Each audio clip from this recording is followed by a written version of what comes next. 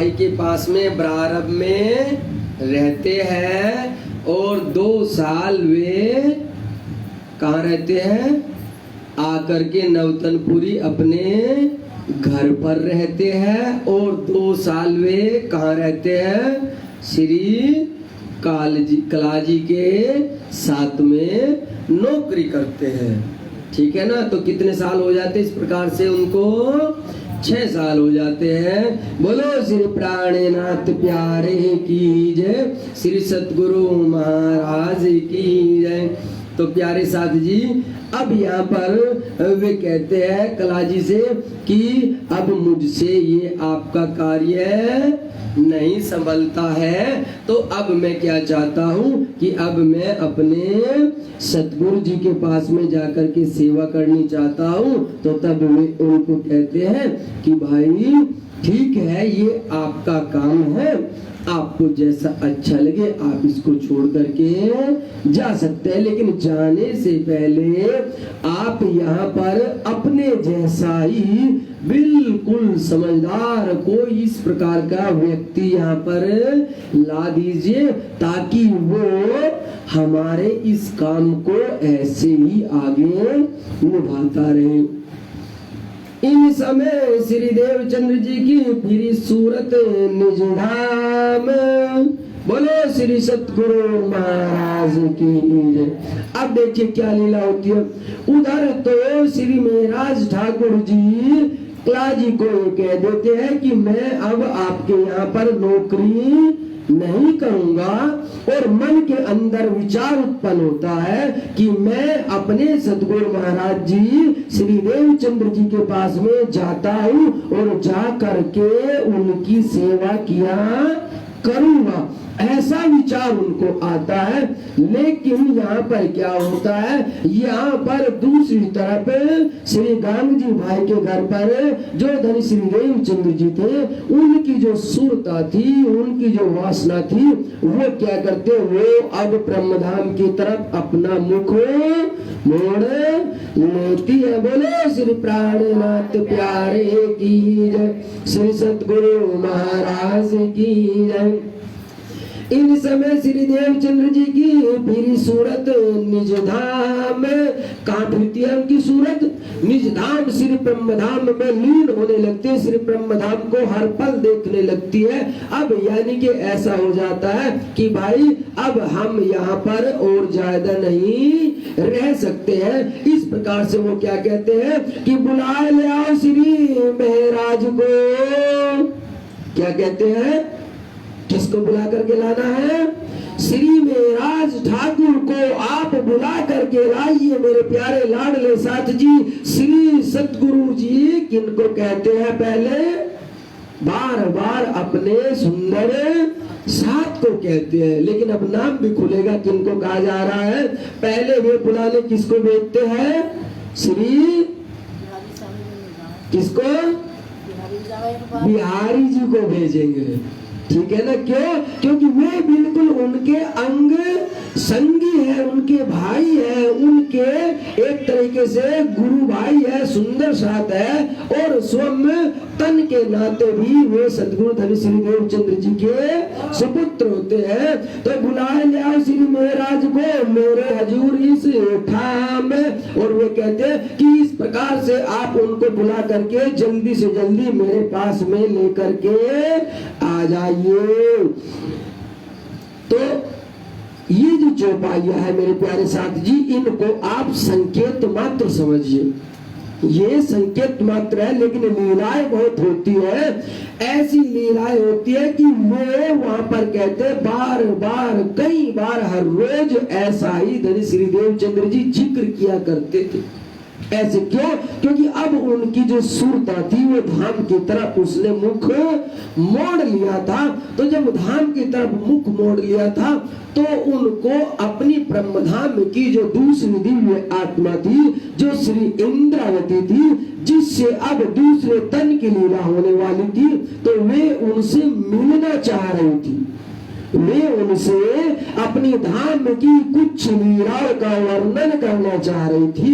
इसलिए वे हर रोज, सतगुरु जी एक दिन नहीं कहा, हर रोज वे चर्चा करते, थोड़े बहुत चर्चा करते, उसके बाद फिर कहते भाई कोई जाओ और महाराज ठाकुर को बुला करके ले आओ। इस प्रकार से वो रोज रोज कहते हैं आई बाल बाई बुलाओ ने, तिनको दिया जवाब में, मैं काम छोड़ा के आवत हो सिताब है।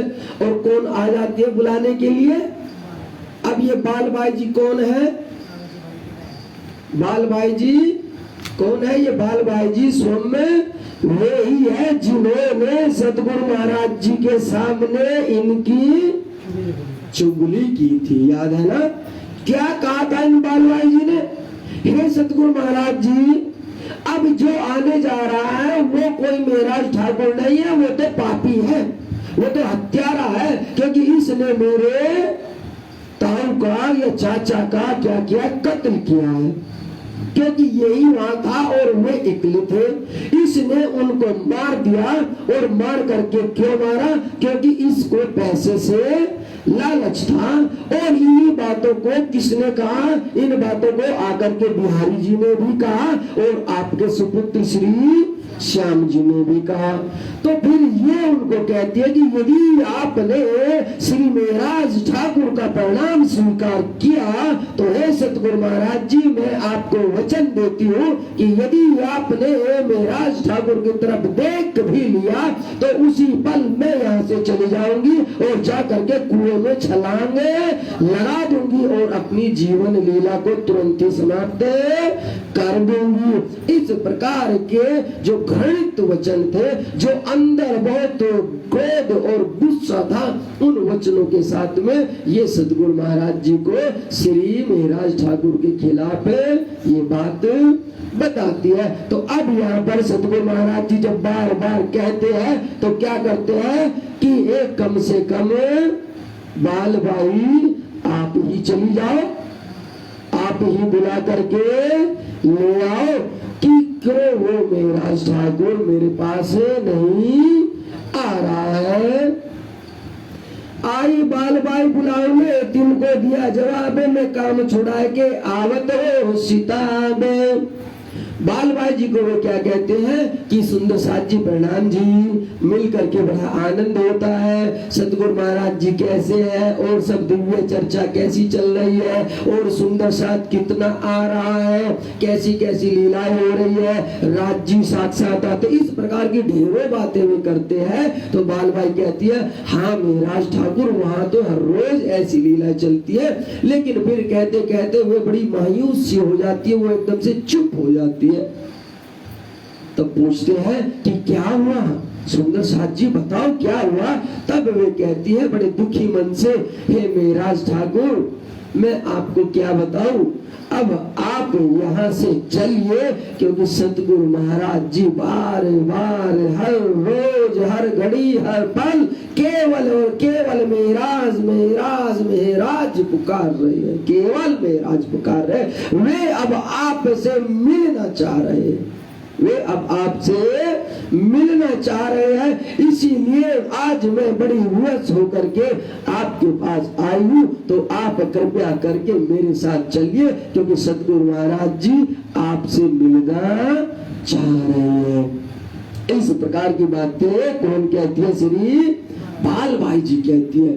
तो महाराज ठाकुर क्या कहते हैं उनको, कोई बात नहीं आप चलिए और मैं अपने ये राजपाट का काम पूरा करके आ जाऊंगा। इस प्रकार से वो उनको जवाब देते हैं। फिर बिहारी जी आए के मांगी अंबर कस्तूरी। अब कौन आए? अब बिहारी जी आए और बिहारी जी ने क्या मांगा? कहने लगे भाई महाराज ठाकुर वैसे तो सब बढ़िया है, कोई बात नहीं, चर्चावानी होती है, राज्य आते बढ़िया है। तो वे पूछते अरे भाई क्या सतगुरु महाराज जी मुझे याद करते हैं क्या? वो कहते अरे नहीं बिहारी जी, बिहारी जी कहते नहीं महाराज ठाकुर बिल्कुल भी नहीं। देखो यदि याद करते तो पहले ना कर लेते, 2 साल से थे कि नहीं तुम घर? हाँ उनको लगता है हाँ बिल्कुल। कहने किया तो नहीं कि नहीं किया? कहले अभी भी वो तुम्हें याद नहीं करते। तो अब मेहराज ठाकुर को फिर से बड़ा दुख लगता है कि चलो नहीं याद करते, लगता है मुझे बहुत ज्यादा है, मुझसे कोई बहुत बड़ा गुनाह हो गया है। तब वे कहते अच्छा आप एक काम करो, पिताजी की तबीयत थोड़ी सी ढीली हो रही है, थोड़ी सी खराब हो रही है, तो आप मुझे जो है ये अंबर और जो कस्तूरी है ये ला करके दे दो, मैं पिताजी को ये दे दूंगा। दरअसल मैं ले तो कहीं और से लेता, लेकिन मैंने सोचा कि भाई जब तुम हमारे सुंदर साथ हो, अपने भाई हो, तो क्यों ना तुम्हारा हालचाल भी जानता चलूं और तुम्हारे आगे मैंने ये कह दी। देखो बहाना भी क्या लगाते बिहारी जी, है ना, ताकि एक पंथ और दो काज हो जाए। कितनी चातुर बुद्धि लगाता है। तब वे कहते कि ठीक है भाई बैठो, कोई बात नहीं, मैं पल भर में अभी अंबर और कस्तूरी लेकर के आता हूँ। प्यारे साथी, जो अंबर और कस्तूरी होती है ये एक प्रकार की दवाई होती है, एक रसायन होता है। जैसे आजकल की गोलियां दवाई होती है, उस प्रकार के ये उस वक्त में एक दवाई थी, तो वे ला करके दे देते हैं। और सुन बिहारी जी की बात दिल बीच धरी, और इस प्रकार से जैसी जैसी बातें बिहारी जी करते हैं वे सारी की सारी बातों को वे अपने दिल के अंदर में रख लेते हैं। मंगाए कस्तूरी अंबर लेकर हाजर, मैं भी कदमों तले आवत हो फजार। और इस प्रकार से वो कह देते हैं कि भाई कोई बात नहीं, आप तो मेरे गुरु भाई हैं, आप तो मेरे अपने हैं, आप ये ले जाइए, लेकिन मैं आपको ये विश्वास दिलाता हूँ कि जैसे ही मेरा यहाँ का काम पूरा हो जाएगा तो वैसे ही मैं काम पूरा करके सतगुरु महाराज जी के श्री चरणों में प्रणाम करने के लिए आ जाऊंगा। बोलो श्री प्राणनाथ प्यारे की जय, श्री सतगुरु महाराज की जय। लेकिन एक और बात होती है मेरे प्यारे लाडले साजी, एक और लीला होती है। जानते हो क्या लीला होती है? वो लीला ये होती है कि जिस पल में मेहराज ठाकुर बिहारी जी को ये कहते हैं ना, ये बात कहते हैं कि मैं भी कदमों तले आवत हो फजर, तो जब वे ऐसा कहते हैं कि हे बिहारी जी जैसे ही यहाँ से काम होगा तो मैं अगली ही पल तुरंत आकर के सतगुरु महाराज जी के चरणों में आऊंगा, तो बिहारी जी तुरंत कहते हैं अरे नहीं नहीं नहीं नहीं, आप ऐसा मत कीजिए, आप ऐसा मत कीजिए, आने की जरूरत नहीं है। आपको तो पता ही है पिताजी आपसे कितने नाराज हैं। देखो कितनी, क्यों अंदर शैतान जो बैठा है ना, अंदर शैतान बैठा है और वो कहता है कि नहीं नहीं हे मेहराज ठाकुर तुम यहाँ बिल्कुल ठीक हो, तुम अच्छा काम कर रहे हो, तुम ऐसे ही करते रहो, धन कमाते रहो, फिर सुंदर साथ के लिए इससे सेवा करेंगे, लेकिन तुम्हें अभी सतगुरु महाराज जी के पास आने की आवश्यकता नहीं है। क्यों? क्योंकि सतगुरु महाराज जी तो तुमसे बात करते ही नहीं है, वे तो तुमसे बहुत खपा है, वे तो तुमसे बहुत नाराज है। तो ऐसा जब वो कहते हैं तो एक बार फिर से मेहराज ठाकुर के दिल पर बड़ी चोट पहुंचती है, बड़ा आघात होता है और बड़ा दर्द होता है। उनको लगता है कि शायद बिहारी जी ठीक ही कह रहे हैं, शायद बिहारी जी ठीक ही कह रहे हैं, क्योंकि यदि सतगुरु महाराज जी को मेरे से तनिक भी प्रेम होता, तनिक भी लगाव होता, तो वे मुझे ऐसे न करते, वे कम से कम मुझे मेरे प्रणाम का जवाब तो देते, लेकिन उन्होंने तो प्रणाम का जवाब भी नहीं दिया था। तो इस प्रकार से मेहराज ठाकुर को एक बार फिर से बस माया ही दिखती है। वो भी सोचते कि चलो छोड़ो, जब सतगुरु महाराज जी ही नहीं चाह रहे हैं कि मैं यहाँ आऊं, मैं प्रणाम करूं, तो ठीक है मैं नहीं आता। प्रणाम जी, प्रणाम सुंदर साथ जी, प्रणाम जी, मैं नहीं आता हूँ। तो इस प्रकार के वो अंबर और कस्तूरी लेकर के श्री बिहारी जी कहाँ आते हैं? गांग जी भाई के घर पर आते हैं। अब ये बोलो इस अंबर कस्तूरी का वो क्या करेंगे? अब उसका क्या हुआ? वो तो दवाई थी ना, तो जब दवाई थी तो बीमार को तो दी जानी थी ना, लेकिन बिहारी जी तो बीमार नहीं है। और धनी श्री देवचंद्र जी ने भी अंबर और कस्तूरी नहीं मंगाया था, तो अब क्या होगा? इस अंबर कस्तूरी का इसको कौन खाएगा? इसकी भी लीला आएगी। धनी जी बड़े मेहरबान है प्यारे, क्योंकि वो कहते हैं कि जिसके मन के अंदर जैसा पाप होता है वैसा ही फिर घड़ा भी फूटता है। बोलो श्री सतगुरु महाराज की जय। अपना काम काज सब किया छोड़ने का उदम में यहाँ से फारग होके पहुंचो आए कदम।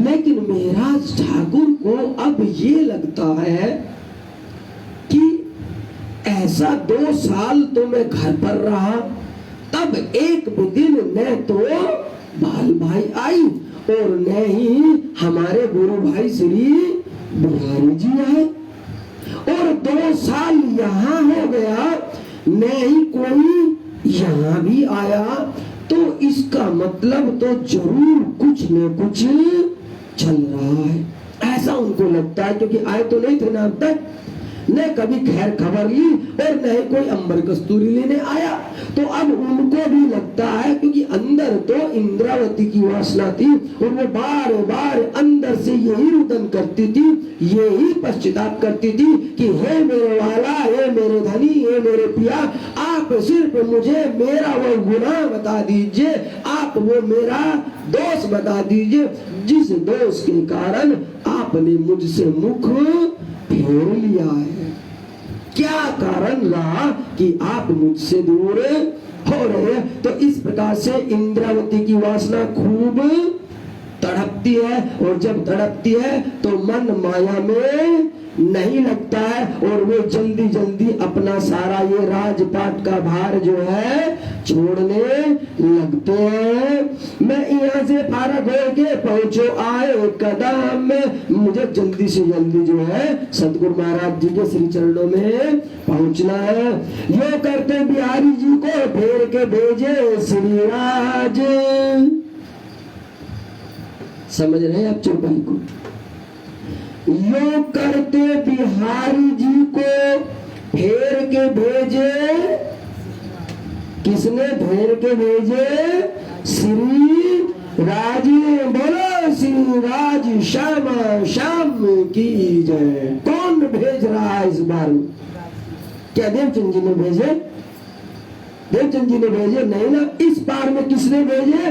इस बार जो भेजे है तो स्वयं श्री राज जी महाराज जी ने भेजे है कि जाओ बिहारी जी जाओ, क्योंकि उनको मालूम है कि इंद्रावती का रुदन इतना हो रहा है, इंद्रावती इतना तड़प रही है कि बहुत ज्यादा वो तड़प रही है। तो एक आत्मा अपनी ब्रह्मधाम की दूसरी आत्मा के बिना भी नहीं रह सकती है। जब स्वयंधरी जी कहते हैं कि दुख ना देव फूल पंखुड़ी देखूं शीतल नयन, अरे जब वो एक पशु और पंछी को, एक पत्ते को, एक पेड़ को, एक फूल को भी दुख नहीं देना चाहते, तो वे अपनी ब्रह्मधाम की दिव्य नूरी आत्मा को कैसे तड़पा सकते हैं? मेरे प्यारों, कैसे तड़पा सकते हैं? तो इसीलिए अब श्री राज जी हुक्म करते हैं कि ये बिहारी जी जाओ और जा करके उनको मेरा ये संदेशा पहुंचाओ। तुम सीता भी जाके ले आओ, बुलाओ श्री महाराज, और क्या करेगी? तुम जल्दी से जल्दी जाओ और श्री महाराज ठाकुर को मेरे पास बुला करके ले करके आओ। जल्दी से जल्दी तुम समय को व्यर्थ न करो। क्यों? क्योंकि दिन पे दिन सतगुरु महाराज जी की जो सुरता थी, जो सुंदर बाल के अंदर वासना थी, उसने मुख किधर घुमा लिया था? उसने मुख घुमा लिया था श्री ब्रह्मधाम की, और उसने मुख घुमा लिया था। इसलिए वे चाह रहे थे कि जल्दी से जल्दी सुंदर साथ के बीच में महाराज ठाकुर जी आ जाए। वे कहते सैयन को सिंध की भागा में कोड मंथन में बाता करो तिन से। और इस प्रकार से धन श्री देवचंद जी कहते हैं कि तुम्हें मालूम है कि वो कौन है? तुम्हें मालूम है कौन है वो? अरे वो महाराज ठाकुर वे हैं जो ये कहते हैं सुंदर साथ के बीच में कि अपने सतगुरु का कृपा, उनकी मेहर, उनकी लीला का बखान मैं कैसे करूं? यदि कोड़ मंथन कहते कि यदि करोड़ों करोड़ों शरीर भी मिल जाए, करोड़ों करोड़ों शरीर भी मिल जाए और शरीर पर आगे करोड़ों करोड़ों मुख भी हो जाए और उसके अंदर भी यदि करोड़ों करोड़ों जिह्वा भी आ जाए, ये जीव भी आ जाए, तब भी अपने सतगुरु की मेहर का बखान नहीं हो सकता है। अरे वो है वो मेराज ठाकुर वे। और ये वचन सतगुरु महाराज जी सबके सामने वही कहते हैं कि जाओ उस मेराज को बुला के लाओ जो इस प्रकार से यहाँ सुंदर साथ के बीच में ये सब गाया करते थे। जान उन कोड़ धड़ धड़ कोड़ मंथन कि उस पर यदि करोड़ों कोटान कोट मुख भी लग जाते हैं और उनके अंदर अनगिनत जिह्वाएं भी हो जाती है, ये जीव भी हो जाती है, तो भी इस जीव से अपने सतगुरु की महिमा का, उनके प्रेम का, उनकी लीलाओं का, उनकी मेहर का बखान नहीं किया जा सकता है। हे बिहारी जी, इसलिए तुम जान लो वे मेराज ठाकुर, वो मेराज ठाकुर है। इसलिए मेरे उस लाडले प्यारे मेराज ठाकुर को जल्दी से जल्दी तुम बुला करके मेरे पास में लेकर के चले आओ। बोलो श्री प्राणनाथ प्यारे की जय, श्री सतगुरु महाराज की जय। तीरा मिड़ी तो जा ताजे गुण गिनन, भला तो जे इकड़ी पूजे तेने सगन। और इस प्रकार से कहते कि एक नहीं, 100 नहीं, 1000 नहीं, यदि करोड़ों जिह्वाएं आ जाती है, करोड़ों, तुम तो एक जुबा से भी अपने गुरु की प्रशंसा नहीं कर सकते हो। अपने गुरु को भी कभी कभी किसी दूसरे की बात सुन करके उससे मुख फेर लिया करते हो, है ना। उसकी प्रशंसा तो बहुत दूर की बात है। किसी ने कह दिया कुछ तो उसकी ही बात तुम जान लेते हो। तो यहाँ सतगुरु जी स्वयं कह रहे हैं, अरे पगलो वो मेराज ठाकुर वो है कि इतनी जिह्वा होने पर भी वो मुझ सतगुरु अर्थात अपने गुरु के गुणों का, उसकी मेहर का, उसकी कृपा का, अरे पगलो कैसे बखान करे, कैसे कहे। ये मेराज ठाकुर कोई साधारण मेराज ठाकुर नहीं है। इस प्रकार की दिव्य गुज्जतम गुज्ज बातें वे किसको बता रहे हैं, किसको बता रहे हैं? श्री बिहारी जी को बता रहे हैं। अब क्योंकि बिहारी जी एक बार पहले जा चुके हैं और उन्होंने उनका संदेशा नहीं दिया था। ये ही वो बिहारी जी है जिसने छल कपट किया और उस मेराज ठाकुर के खिलाफ गलत सलत बोला। और यही वे बिहारी जी है जिनके अंदर बस क्या करे कि ब्रह्मधाम की रतनबाई की वासना भी विराजमान है। और यही वे बिहारी जी है जिनसे धनी को पता है कि अब ये कितनी पाप की लीला करने वाला है, आगे कितने सुंदर सा को कष्ट देने वाला है। इसलिए धनी जी, क्योंकि श्रीराज जी बोल रहे हैं चौपाई को पकड़ो, फिर से चौपाई को पकड़ो। मैं कहता हूँ बीतक सुनने की बीतक नहीं है, पढ़ने की भी तक नहीं है। अरे इसको देखना है, तुम्हें समझना, शब्दों को पकड़ोगे तो जान पाओगे। क्या कहा?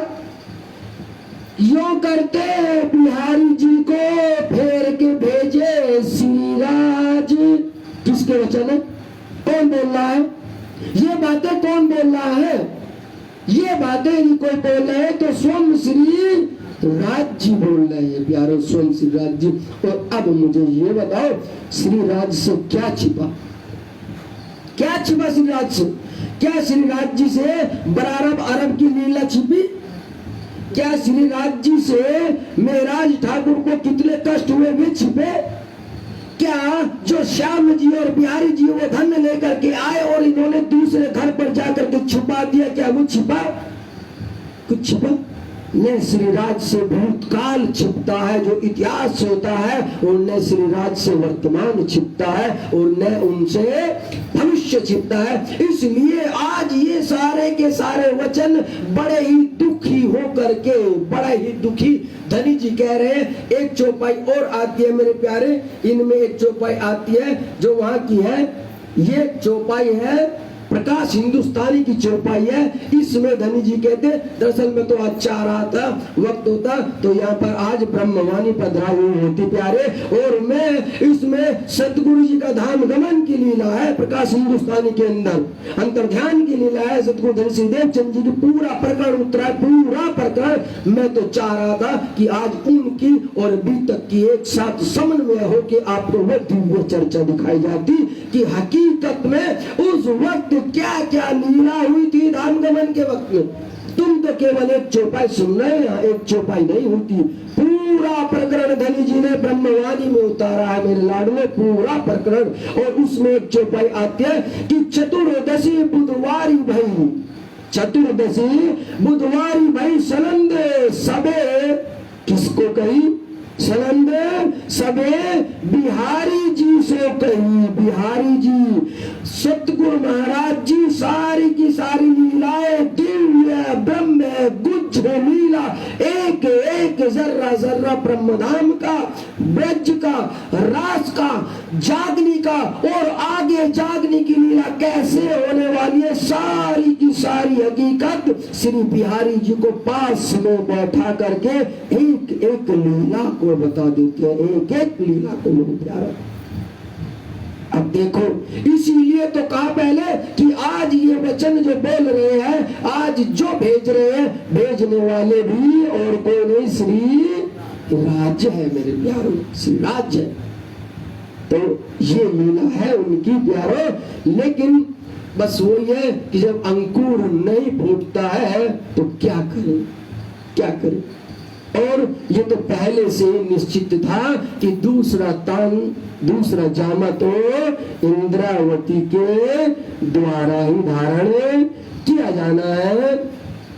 इस प्रकार से आए बिहारी जी फेर के बात कही इशारत, बाप को दुखत है। देखो देखो मतलब सुनने से इतना दर्द महसूस होता है, सुनने से, पढ़ने से कितनी तकलीफ महसूस होती है कि वे सतगुरु जी, वे धाम दूल्हा जिनके अंदर साक्षात श्यामा महारानी विराजमान है, जिनके अंदर साक्षात ब्रह्मधाम की सुंदर बाई की वासना है, और वो क्या कहते हैं, बाप।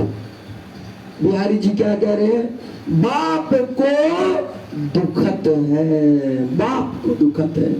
अरे आंख के अंधे, तेरी तो आत्मा की भी आंख फूट गई, बाहर की तो फूटी थी, तेरी आत्मा की भी आंख फूट गई। देखो कम से कम सतगुरु महाराज ही कह लेते।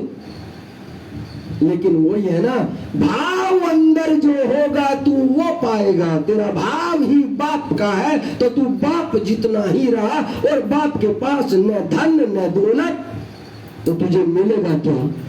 कुछ भी नहीं। बाप के पास जो है वो ही तो मिलेगा, और बाप के पास क्या है? बिल्कुल खाली। देवचंद्र के पास कुछ नहीं है, ध्यान रखना। देवचंद्र जी के पास कुछ नहीं है। तुम लेना चाहो देवचंद्र जी से ले लो, उनके पास नहीं। अरे पास है श्यामा महारानी के, पास है ठाकुरानी के, पास है सुंदर बाई के अंदर वासना के। तो बोलो वो किसको मिलेगा? वो तो उन्हीं ब्रह्मधाम की दिव्य आत्माओं को मिलेगा प्यारे, दिव्य आत्माओं को। देवचंद्र जी के तो पास कुछ नहीं है ना।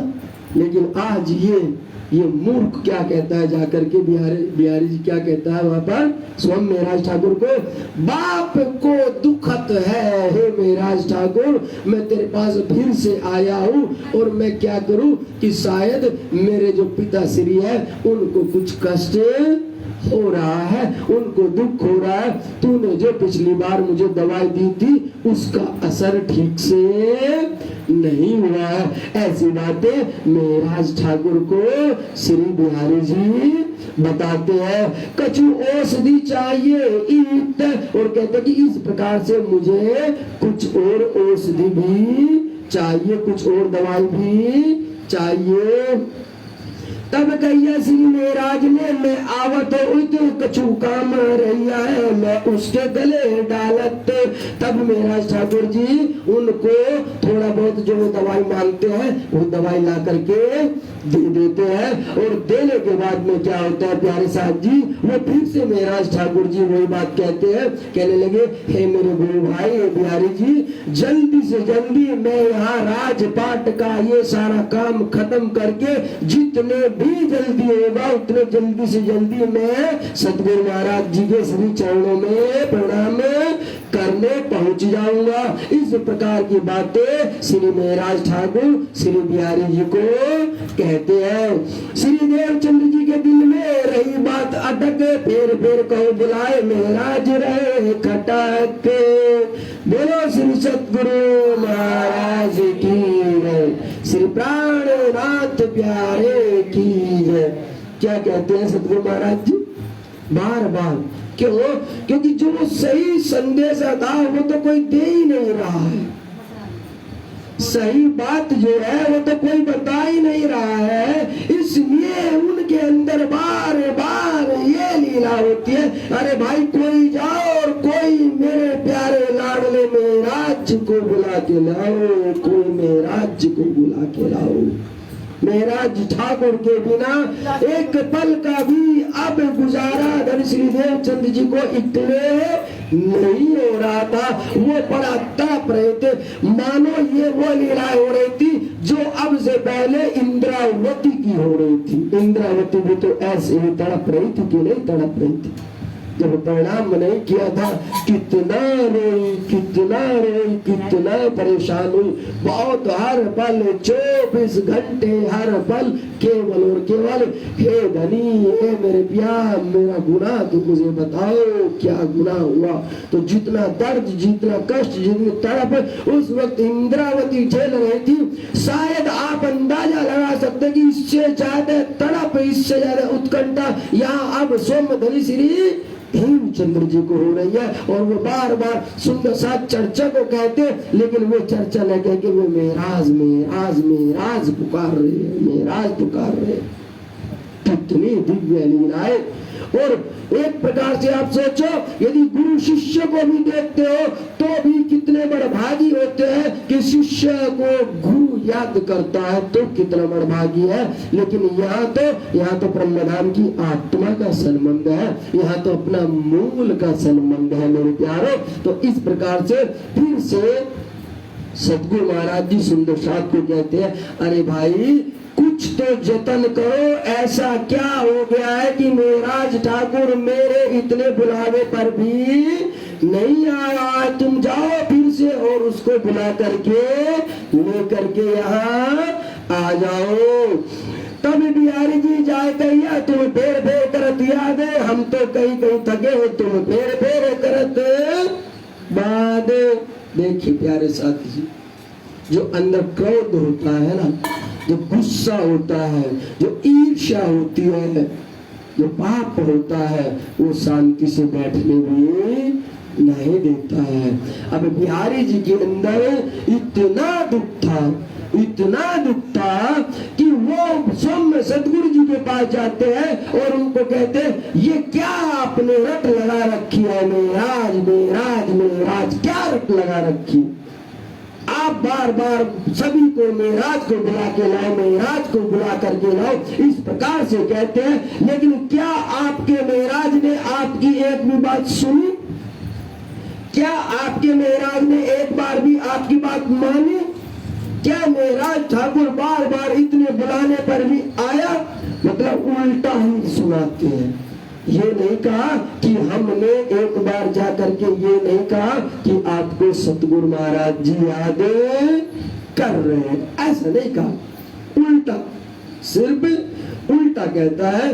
और कहता है कि ऐसे याद करने से कुछ नहीं होगा और आप उसको बार बार याद करना बंद कर दीजिए। तब बिहारी जी को कहिया, तुम बुलाए ले आओ ईद, मैं धाम दरवाजे पैठ न सको, ठाड़ी इंद्रावती करे रुदान ने। अब बोल दिया।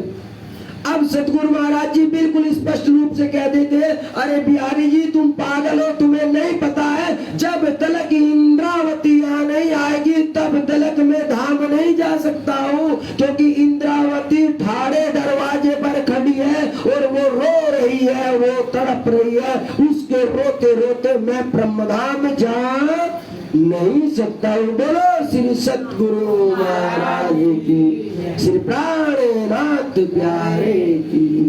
देखिए अब आप सोचो कि किस प्रकार से इंद्रावती जी की वो तड़प थी, इंद्रावती जी का वो रुदन था, इंद्रावती जी का विरह ने क्या अवस्था को प्राप्त कर लिया था कि स्वयं धनी श्री देवचंद्र जी की जो रूह है, जो सुंदर बाई की रूह है, वो वहां से जा नहीं पा रही थी। और उसने कहा कि मैं तो ब्रह्मधाम अब देख भी नहीं पाऊंगी, क्योंकि बिल्कुल ठीक दरवाजे पर कौन खड़ी है? श्री इंद्रावती जी खड़ी है। और खड़ी होकर के भी क्या कर रही है? अरे रुदन कर रही है मेरे प्यारो, रुदन। वो रो रही है इंद्रावती, बहुत कप कपा रही है। हे मेरे प्यारे, किसको? बिहारी जी, मेरे प्यारे लाडले बेटे, तू समझ, तू जल्दी से जल्दी उसके पास जा और मेराज ठाकुर को मेरे पास बुला के ला, प्यारे बुला के ला। ये लीलाएं होती है प्यारो, ऐसी लीला होती है।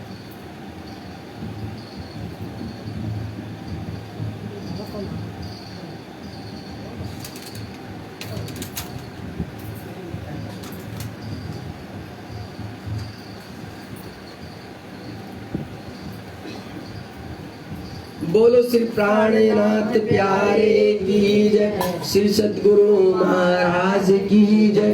अभी जो आपको मैंने चौपाई कही, और जो चौपाई कही अभी पता चला क्यों चौपाई आई? कि चतुर्दशी बुधवारी भाई और सनंद सर्व श्री बिहारी जी को कही। कौन सी सनंद? सनंद होती है हकीकत, सनंद होती है सच्चाई, सनंद होती है जो मूल बातें होते हैं, मूल रहस्य होता है। और वो मूल रहस्य यहाँ खोल दिया कि ठाड़ी इंद्रावती करे रुदन। अरे बिहारी जी, तुम्हें पता नहीं है, तुम उसको मेराज मेराज जान रहे हो, तुम उसको सिर्फ मेराज ठाकुर ही जान रहे हो, लेकिन मेराज नहीं रो रहा है। अरे अंदर से इंद्रावती रो रही है, वो तड़प रही है, और बिल्कुल ठीक धाम के दरवाजे के बीच में खड़ी है। अब मुझे ये बताओ, मैं धाम कैसे जाऊं, मैं धाम में प्रवेश कैसे करूं? क्योंकि इंद्रावती ठाड़ी करे रुदन, प्यारो ठाड़ी रुदन। इस प्रकार की जब बातें, इस प्रकार की सारी हकीकत जब सोम श्री बिहारी जी को वे कहते हैं, तो अब लीला क्या होती है मेरे प्यारे साथ जी? अब कुछ कहते हैं, उसी में आता है ब्रह्मवाणी में कि ऐसे वचन सुन करके कछु शुद्ध भाई रतन भाई। ब्रह्मवाणी में आता है कि ऐसे कुछ वचन सुन करके हैं, अरे सतगुरु महाराज जी क्या कह रहे हैं? इंद्रावती रो रही है, यानी कि मैं भी रतनबाई हूं, लेकिन मैं रो नहीं रही, मैं दरवाजे के बीच में नहीं खड़ी, मैं रोक नहीं पा रही हूँ। और स्वयं सतगुरु जी कह रहे हैं कि इंद्रावती तड़प रही है, इंद्रावती रो रही है। तो वहां ब्रह्मवाणी में धनी जी बोलते हैं कि ऐसे ठाड़े वचन को सुन करके अंदर से रतन बाई को कुछ होश आता है, अर्थात बिहारी जी को कुछ सुध आती है, और उनको लगता है कि अब तो यदि कुछ होने वाला है तो केवल और केवल मेराज ठाकुर के संग होने वाला है। यहाँ से बिहारी जी को कुछ महसूस होने लग जाता है। यह वचन सुन के बालबाई पहुंची विदाई। अब देखो ये वचन किसको कह रहे थे? ये वचन कह रहे थे श्री बिहारी जी को, लेकिन आई को कौन आई? क्यों? क्योंकि उस वक्त वो भी सुन रही थी, और उसने सुना कि सतगुरु महाराज जी ने एक वचन ऐसा कहा जो आज तक कोई कह नहीं सकता है। और उन्होंने ये कहा कि मैं धाम दरवाजे पार न जा सकूं, क्योंकि इंद्रावती की रूह रुदन कर रही है। तो ये बहुत भारी वचन है, ये बहुत दिव्य लीला है।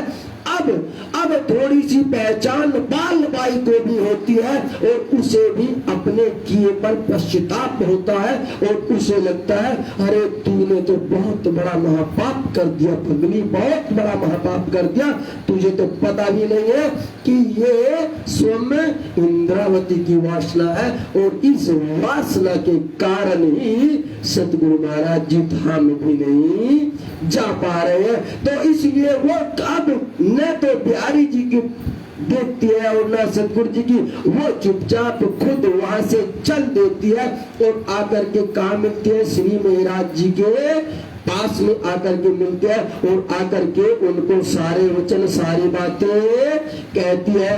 महाराज तुम्हें क्या हुआ, एते बुलावने आए, हे महाराज ठाकुर ऐसा क्या हो गया, तुम्हारा ये हृदय ऐसे क्या कठोर पत्थर का हो गया है, क्या तुम इतने निर्दयी हो गए हो कि तुम्हें इतने बार बार बुलाने पर भी तुम एक बार भी तुम्हारा मन नहीं पसीजा, तुम्हारे दिल के अंदर एक बार भी अपने सतगुरु के प्रति में प्रेम नहीं जगा, तुम्हारी आत्मा एक बार नहीं तड़पी कि ये वही सतगुरु थे जिनके लिए तुम क्या क्या कहते थे कि यदि करोड़ों करोड़ों शरीर मिल जाए और उस पर करोड़ों मुख लग जाए और उस करोड़ों मुख के अंदर कोटान कोट जिव्या हो जाए तो उन जिव्या से भी अपने सतगुरु की लीलाओं का, अपने सतगुरु की मेहर का, अपने सतगुरु की कृपा का हम बखान नहीं कर सकते हैं। तो ये कहने वाले तुम ही तो थे महाराज, तुम ही थे। जब इस प्रकार के कटु वचन बिल्कुल महाराज ठाकुर को वो सुनाती है तो महाराज ठाकुर अंदर से बड़े व्याकुल होते हैं और वे उनको कहते हैं श्री देवचंद्र जी तुमको याद करे फेर फेर फेर। अरे महाराज ठाकुर तू कैसा माया में मिल गया है, तू कैसा माया में लीन हो गया है। महाराज ठाकुर तुझको सतगुरु जी बार बार बार हर पल तुझे पुकार रहे हैं, सिर्फ तुझे पुकार रहे हैं। अब उनके सामने न तो हम होते हैं और न कोई और सुंदर शांत होते हैं, उनके सामने यदि कोई है तो केवल महाराज ठाकुर होता है। श्री देवचंद्र जी तुमको याद करे बेर बेर, मैं धाम जा न सको रैया इन खातिर। और क्या कहते हैं, अरे पागल वे सुन कह रहे हैं कि मैं तो धाम में जाने को तैयार हूँ, लेकिन वो इंद्रावती की वासना बीच राह पर खड़ी है और तड़प रही है और रुदन कर रही है। बिना इंद्रावती से मिले, बिना उससे बात करे, बिना उसको सारी सनंद कहे मैं धाम में प्रवेश नहीं कर पाऊंगा। बोलो श्री प्राणनाथ प्यारे की, श्री सतगुरु महाराज की। धाम में प्रवेश करने का मतलब क्या होता है मेरे प्यारे लाडले साथ जी? धाम में प्रवेश ब्रह्मधाम नहीं, ब्रह्मधाम कहा है मोमिन कहिया अर्श कलूब। आप ब्रह्म श्रेष्ठियों का सुंदर साथ का दिल को ही उन्होंने ब्रह्मधाम कहा है। ऊपर नीचे अर्श लतैया अर्श दैया मोमिन कलूब, क्योंकि उनको मालूम था कि अब जो दूसरे तन दूसरे जामा की लीला होने वाली है वो स्वयं इंद्रावती से होने वाली है और मुझे कहाँ बैठना है, मुझे तो इंद्रावती के धाम दिल के अंदर बैठना है। लेकिन ये तो बताओ मैं उसमें बैठूं कैसे जब इंद्रावती खुद रो रही है, खुद तड़प रही है। तो इसलिए धनी जी कहते हैं कि उसको जल्दी से जल्दी बुला करके मेरे पास लाओ ताकि मैं उसको सारी की सारी हकीकत बयां कर सकूं। तब श्री महाराज ने कहा मोसू कही ने एक बात। अब महाराज ठाकुर कहते हैं हे मेरे प्यारे सुंदर साथ जी, मेरे लाडले सुंदर साथ जी, मुझसे तो किसी भी सुंदर साथ ने ये एक बात कही नहीं कि सतगुरु महाराज जी ऐसा कह रहे हैं कि मुझे धाम जाना है और बिल्कुल ठीक दरवाजे पर इंद्रावती खड़ी है और वो रुदन कर रही है, वो रो रही है और बिना उसके मैं धाम नहीं जा सकता हूँ। यदि एक बार भी कोई सुंदर साथ मुझे ऐसा कहता तो मैं तुरंत उसी पल सब कुछ छोड़ करके सतगुरु महाराज जी के श्री चरणों में पहुंच जाता। बोलो श्री प्राणनाथ प्यारे की जय, श्री सतगुरु महाराज की जय। तब श्री महाराज ने कहिया मोसु कही न किने बात, मैं तो तभी आवत जो एति जानो विख्यात। कहते कि यदि इतनी खास बात को यदि मैं सुन लेता तो मैं वचन से कहता हूँ सुंदर साथ जी, मैं उसी पल यहाँ से चल देता, लेकिन किसी ने मुझसे ये बात कही नहीं है। तब कारबार सब डार के हुआ विदा सिताब, आप रहते थे जिनके तिनके दे आए जवाब। तब उसी पल अरे भैया ये पकड़ो अपना काम काज, जिसको वे लड़ा रहे थे, और मुझे कुछ नहीं पता, तुम्हें जो करना है करो, मैं तो अपने सतगुरु के श्री चरणों में जा रहा हूँ। ये होती है आत्मा की तरह। आत्मा के अंदर जब लगता है कि तेरा पिया तेरा धनी वे तुझे याद करते हैं और तू उसको याद करती है, तो दोनों की तरफ एक हो जाती है मेरे प्यारे, एक। तो उसी पल वे सब कुछ माया का लौकिक कार्य को छोड़ करके अपने धनी के पास पहुंच जाते हैं। संवत 17 से 12 सावनवती अष्टमी मिलाप श्रीदेव चंद जी से कई बात जमी। और इस प्रकार से विक्रम संवत 1712 में सावनवती अष्टमी के दिन सतगुरु धन श्रीदेव चंद जी के पास में ये पहुंचते हैं महाराज ठाकुर जी, और जाकर के प्रणाम करते हैं। प्रणाम करके उनको बताते हैं कि हे सतगुरु महाराज जी, मेरे साथ क्या क्या लीला हुआ है अपनी, वे सारा का सारा वृत्तांत सतगुरु धनी श्री देवचंद जी को बताने लग जाते हैं। श्री मोहम्मद के साथ जी नवतलपुरी की बीतक याद करो इन समय को शोभान दे सब शक। और इस प्रकार से स्वधनी जी मोहम्मद जी के धाम दिल के अंदर विराजमान होकर के हम सब सुंदर साथ को समझा रहे हैं, बतला रहे हैं, दिखला रहे हैं कि मेरे प्यारे साथ जी तुम इस नवतलपुरी धाम की बीतक को देखो, देखो, पढ़ो नहीं, देखो। श्री मोहम्मद के साथ जी नवतलपुरी की बीतक याद करो। और याद कैसे आता है? जब सामने दिखता है। तो हमें पढ़ना नहीं है, हमें सुनना नहीं है, हमें इन दृश्यों को याद करना है और इनमें पहुंचे जाना है। बोलो श्री प्राणनाथ प्यारे की, श्री सतगुरु महाराज की। आए के मुलाकात करी लगे श्री देवचंद्र जी के कदम, तब पूछा ए कौन है? कहिए श्री महाराज की आत्म। अब इस प्रकार से क्यों? क्योंकि शरीर भी बड़ा कष्टदायी हो रहा था, बड़ा वृद्ध हो रहा था, और बस ऐसे पलंग पर पोड़े रहते हैं सतगुरु महाराज जी, और मुख से बस बार बार यही रहता है अरे भाई कोई जाओ और मेरे महाराज ठाकुर को बुला लाओ, कोई जाओ।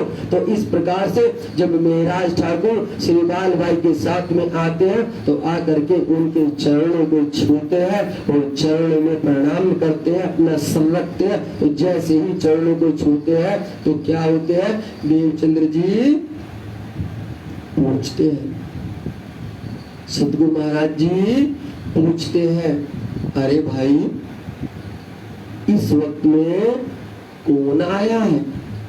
किसने हमारे चरणों को छुआ है? किसने हमें प्रणाम किया है?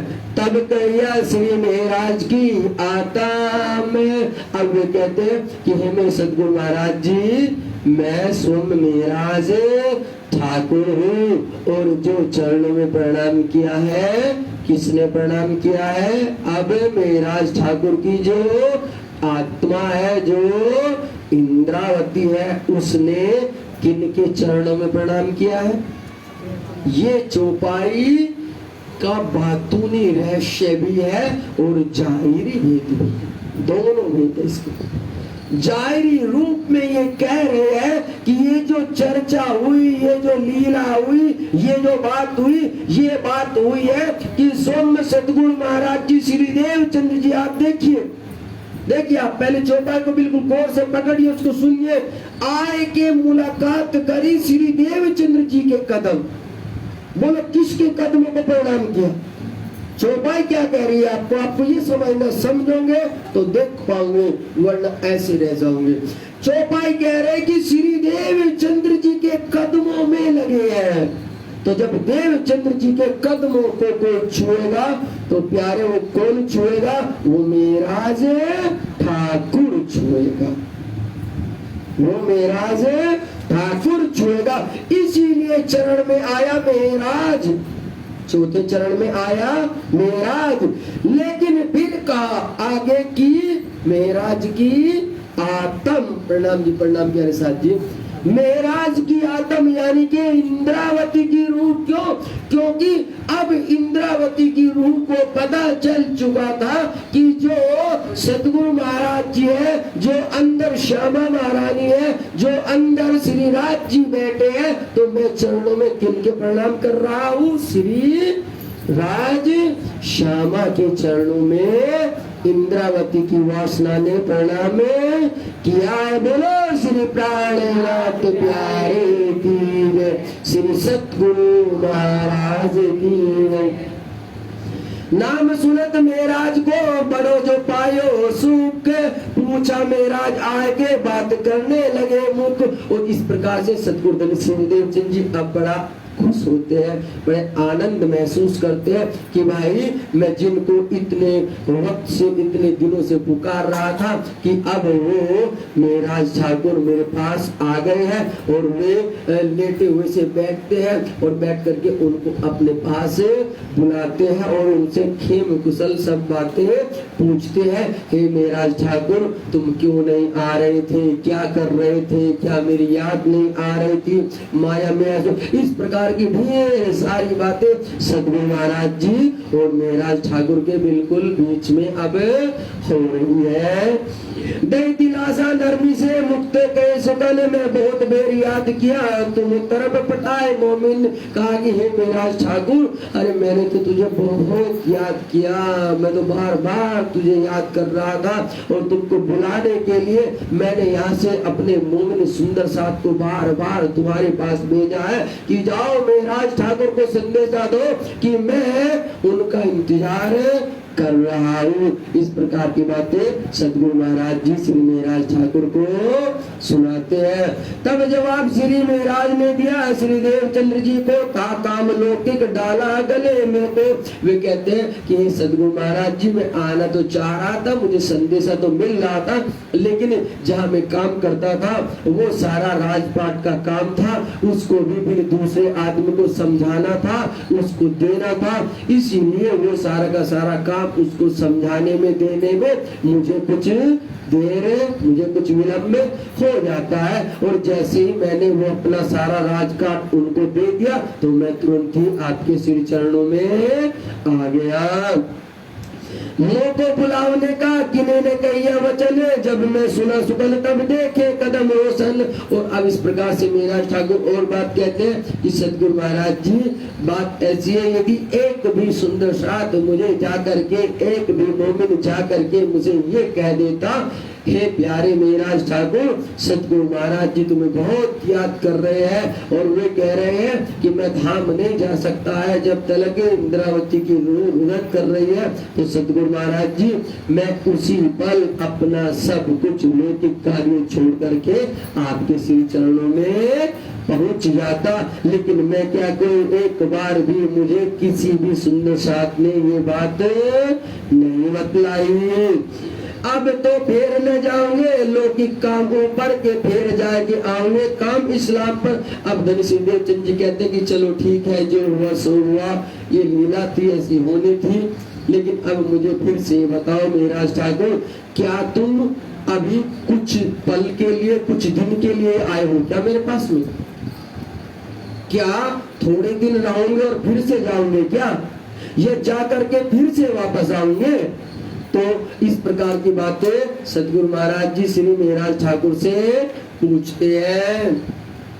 मैं तुमको इस वास्ते फेर फेर किया याद, जो इंद्रावती ठाड़ी रोती देखो ऊपर बुनियाद। बोलो श्री प्राणनाथ प्यारे की, श्री सतगुरु महाराज की। देखा प्यारे साथ जी क्या कह रहे सतगुरु महाराज जी, साथ साथ कह रहे हैं मैं तुमको इस वास्ते फेर फेर किया याद। हे मेराज ठाकुर, तुम जान नहीं रहे हो मैं बार बार तुम्हें क्यों पुकार रहा था, मैं तुम्हें क्यों याद कर रहा था। क्योंकि जो इंद्रावती ठाड़ी रोती, तुम्हें मालूम है इंद्रावती सखी ब्रह्मधाम की दिव्य आत्मा है, 40 युक्त की एक सिरदार सखी है, और जिसके तन से अब ये दूसरी मीरा होने वाली है।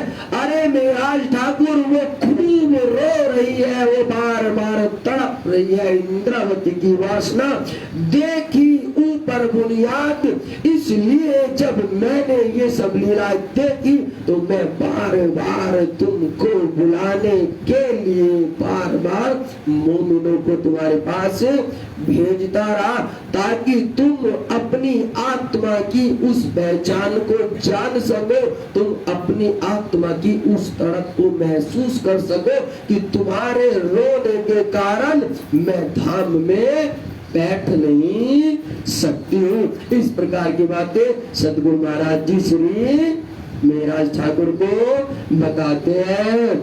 मैं बैठ ना सके धाम में, आगे ना कहाँ बैठना था उनको, ब्रह्मधाम में। अब आप सोचो, क्या यहाँ से सतगुरु महाराज जी ब्रह्मधाम चले गए? ये तो चौपाई वही कहती है, नहीं, चौपाई फिर आपको ब्रह्मवाणी से लेती है। क्या कहती है? अर्श तुम्हारा मेरा दिल है, तुम आए करो आराम, सेज बिछाओ रुच रुच के, और ये ही तुम्हारा विश्राम। बोलो श्री प्राणनाथ प्यारे की जय, श्री सतगुरु महाराज की जय। कहाँ बताया धाम? अर्श कहाँ बताया? ब्रह्मधाम कहाँ बताया? अर्श तुम्हारा मेरा दिल है, किसको बताया है? तुम्हारे हृदय को ब्रह्मधाम बताया, तुम्हारे दिल को ब्रह्मधाम बताया है। वहां इंद्रावती के धाम दिल को अर्श बना करके बैठे खसम। कहाँ बैठना था? ब्रह्मधाम का श्री इंद्रावती जी का धाम दिल के अंदर आकर के बैठना था श्री श्यामा महारानी को, श्री ठकुरानी को, श्री युगल स्वरूप को वहां आना था, और उसे ही धाम, उसे ही ब्रह्मधाम, उसे ही अर्श अजीम कहा है। मैं बैठ न सको धाम में ता इनको रोती देख। अरे मेरा ठाकुर, अब मुझे ये तो बता कि मुझे बैठना है तेरे धाम दिल के अंदर, लेकिन तेरी जो आत्मा है उसे पहला मेरा स्वागत करना होगा या रोना होगा? अरे भला ये तो बता, तो रोते हुए के घर पर कोई मेहमान कैसे जाए? वैसी सोच, कैसे जाए?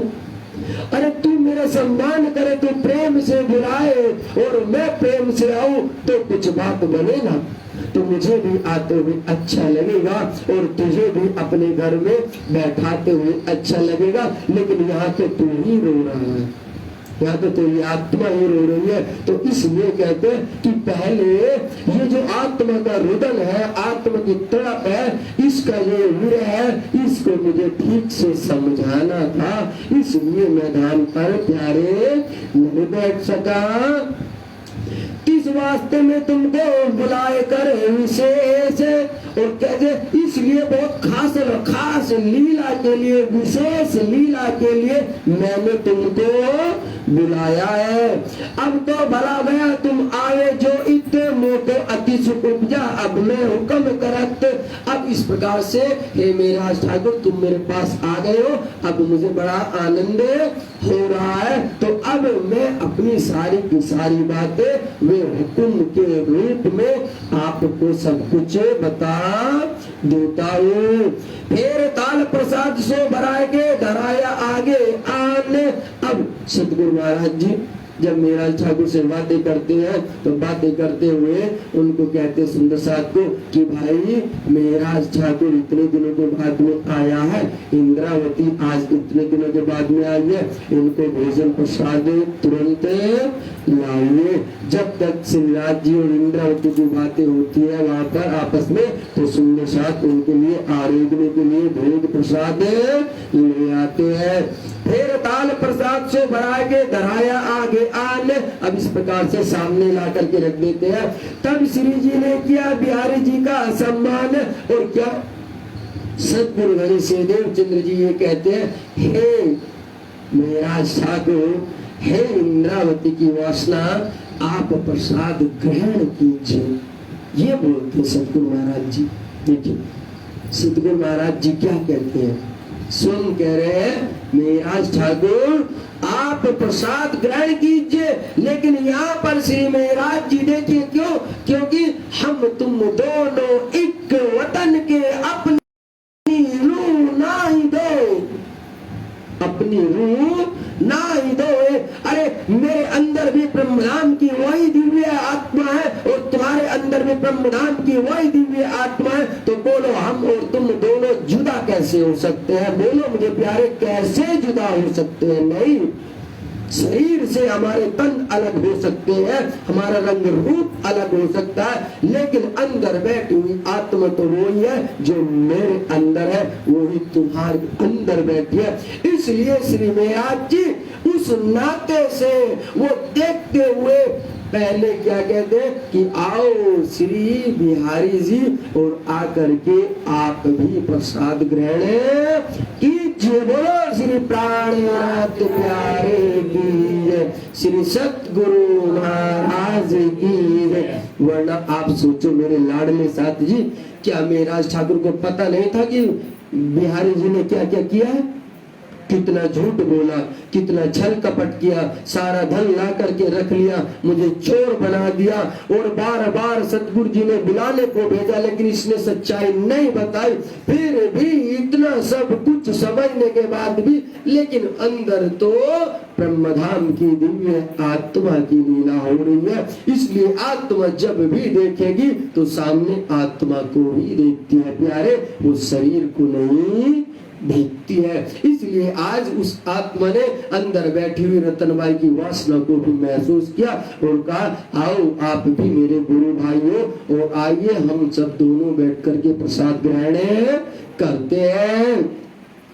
आओ बिहारी जी तुम बैठो, मुझ बेले एक और प्रसाद लीजिए। उठ के इकट्ठे कहते हैं ना कि आइए बिहारी जी, हम दोनों सतगुरु महाराज जी ने जो प्रसाद दिया है दोनों एक साथ में बैठते हैं और बैठ करके प्रसाद ग्रहण करते हैं।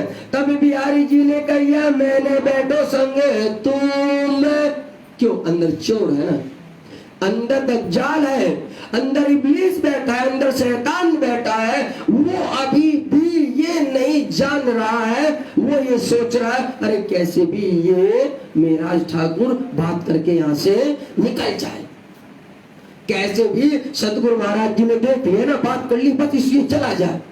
क्योंकि उसको डर था अंदर से, उसको डर ये था कहीं जो कुछ लीला, जो कुछ अनमोल धन, जो कुछ अनमोल खजाना सतगुरु महाराज जी के धाम हृदय के अंदर था, कहीं वो इस मेराज को ही ना दे दे, ये एक डर था।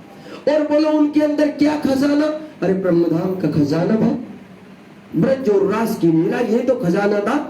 लेकिन बिहारी जी को डर ये सता रहा है कहीं वो यहाँ न चले जाए, और उसको लगता है कि शायद अब सतगुरु महाराज जी इसको दो चार बात बोलेंगे और भोजन करा कर कहेंगे कि ठीक है भाई कोई बात नहीं चले जाओ। इसलिए बिहारी जी उनके पास में बैठना पसंद नहीं करते हैं और कहते कि ठीक है जाओ तुम खुद खा लो। मतलब दिखाने को, ये दिखाने को, ताकि सुंदर साहब को ऐसा लगे कि भाई हाँ मैं इससे अभी भी क्रोध में हूं, मैं इससे अभी भी जलन में हूं। इसलिए बिहारी जी उनके साथ में प्रसाद ग्रहण नहीं करते हैं। तब बिहारी जी ने कहिया मैंने बैठो संग तुम, श्री जी ने फिर कहिया अरज तल भी हुक्म। और श्री जी क्योंकि साक्षात्कार धाम दिल के अंदर, उनको तो मालूम ही था कि अब कौन बैठे हैं। वो लीला तो अंदर बैठनी थी, वो तो दिव्य लीला होने वाली थी, तो वहां पर स्वयं अंदर बैठी हुई वासना के अंदर जो है इंद्रावती, अब स्वयं साक्षात्कार जब सामने उनके अंदर बिहारी श्री धनी श्रीदेव चंद जी के अंदर साक्षात राज जी, राज श्यामा जी बैठे हैं, श्री जी बैठे हैं। तो फिर वे उनके चरणों में अर्जी करते हैं, उनको प्रणाम करते हैं कि हे सतगुरु जी, आप ही कम से कम बिहारी जी को कहिए कि वे मेरे पास में आए, मेरे संग में आए और भोजन प्रसाद पाले।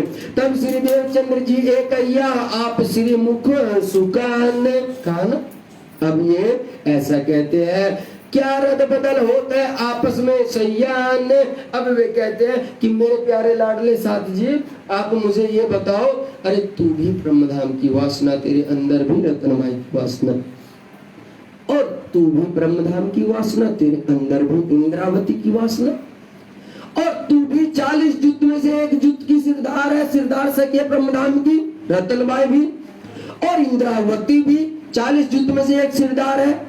तो ये बताओ, जब तुम दोनों ही ब्रह्मधाम की हो, तुम दोनों ही मूल हो, तुम दोनों ही सिरदार हो, तो मुझे ये बताओ तुम दोनों के अंदर क्या खटपट हो रही है? क्यों एक दूसरे के साथ नहीं बैठते हो? क्यों एक दूसरे को प्रेम नहीं करते हो? इस प्रकार की बातें सतगुरु महाराज जी बिहारी जी को समझाते हैं।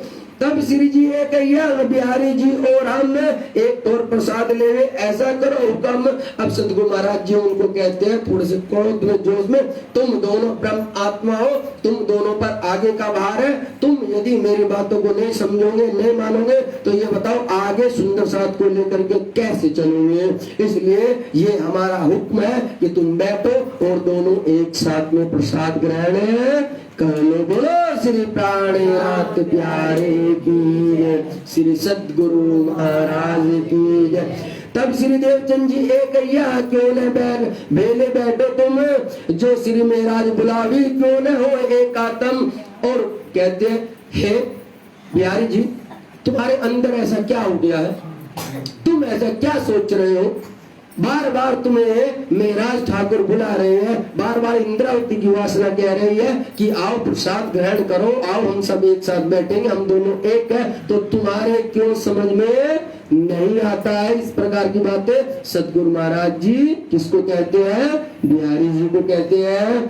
तब बिहारी जी आए बैठे, श्री जी के मेरे प्रसाद लिया, एक बातें करने लगे, और अब इस प्रकार से वो दोनों बैठ करके भोजन प्रसाद लेने लगते हैं। लेकिन इसका एक और कारण है, उनको बिहारी जी को डर सता रहा था कि कहीं ऐसा ना हो मेहराज ठाकुर मेरी पोल खोल दे और ये कहे कि मैंने तो इनको वहां से बहुत सारा धन दिया था खेताबाई का, और कहीं जो वो पोल खुल गई तो क्या होगा कि पापा के सामने तो लाचार होगा ही, लेकिन जिनके घर में रहता हूँ उनके घर पर भी बड़ी बेइज्जती होगी। इसलिए वो चाह रहे थे कि इससे संबंध ना जुड़े। संबंध जुड़ गया तो कि कहीं कुछ पोल ना खुल जाए, इसलिए वो पास में नहीं बैठना चाह रहे थे।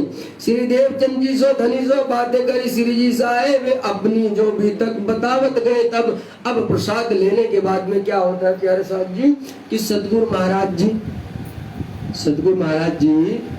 स्वयं इंद्रावती को सारी की सारी वेद, सारी की सारी बातें सब कुछ बताते हैं, और इकले इंद्रावती को ही नहीं बताते, वहां बिहारी जी भी बैठे थे, वहां रतनबाई भी बैठी थी, लेकिन अंकुर न होने के कारण उनके अंदर वे दिव्य लीला नहीं उतरती है। श्री इंद्रावती जी को एक एक बात बिल्कुल सामने से याद आने लगती है। वे कहते हैं सारी बातें कि किस प्रकार से ब्रह्मधाम की लीला हुई, ब्रज हुआ, रास हुआ, प्रारंभ हुआ, जागनी हुआ, और जागने में अब देखो मेरा ठाकुर आगे क्या लीला होने वाली है, आगे हम तुम्हारे अंदर ही बैठने वाले हैं, दूसरा तन ये जामा अब धारण करेंगे, और तुमसे पुराण और पुराण की वे साखियां भी खुलेगी, जो वेद शास्त्र है बाकी वे भी खुलेंगे, 12,000 जो ब्रह्मप्रिया है वे भी आगे तुम्हें ही जगानी है,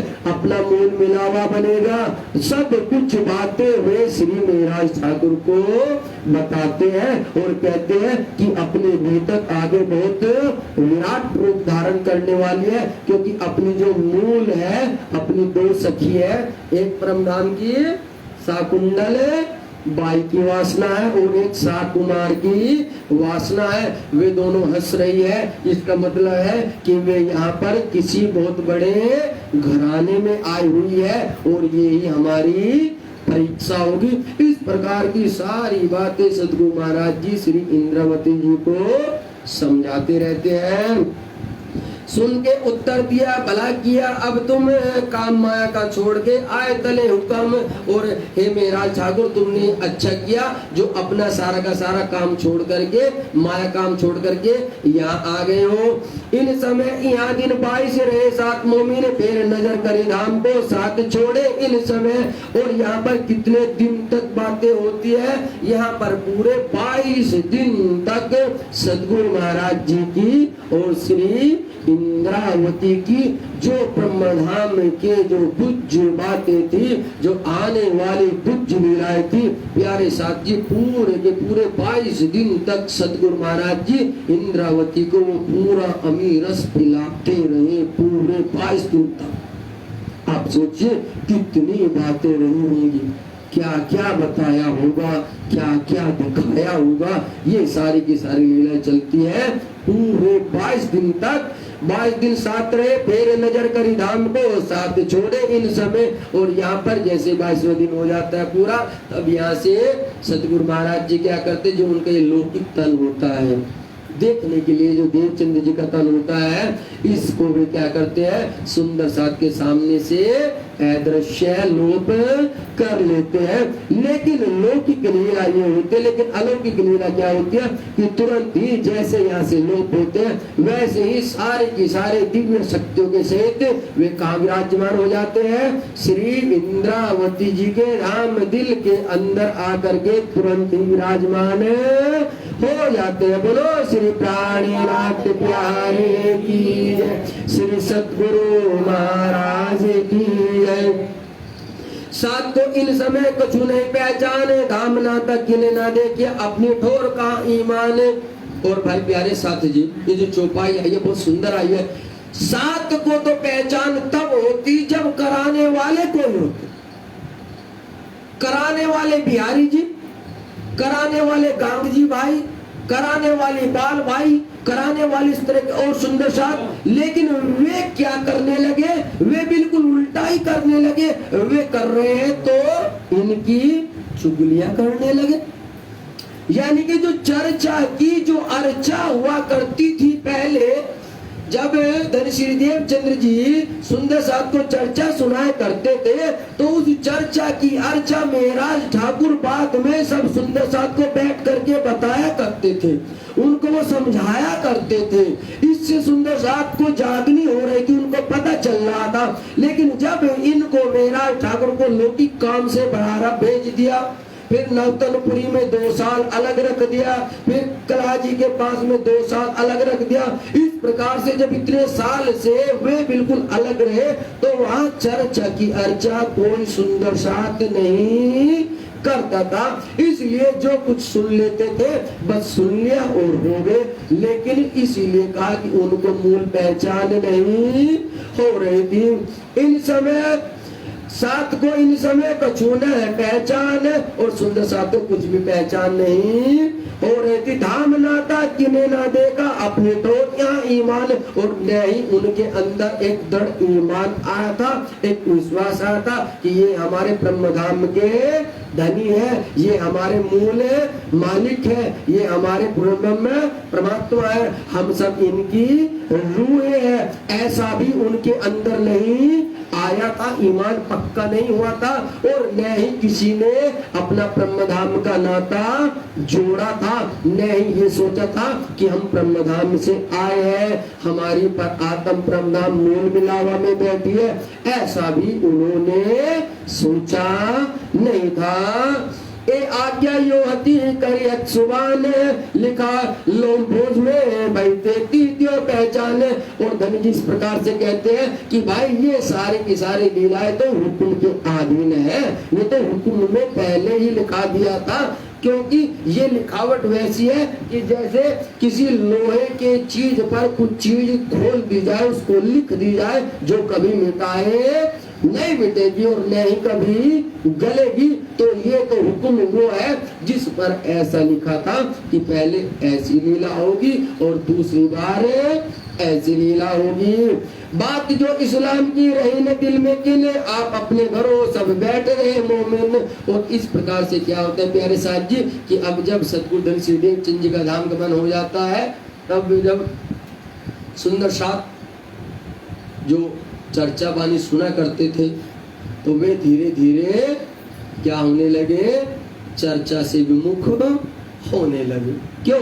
क्योंकि सतगुरु महाराज जी तो सामने रहे नहीं। और जो बिहारी जी थे, जो उनके मूल पुत्र थे, वे भी कोई चर्चा नहीं करते थे। और मेहराज ठाकुर तो केवल और केवल मिलाप लीला में थे। इनको तो ये लगता था कि मेरे धाम धनी मुझे छोड़ करके चले गए, मेरे सतगुरु मुझे छोड़ करके चले गए।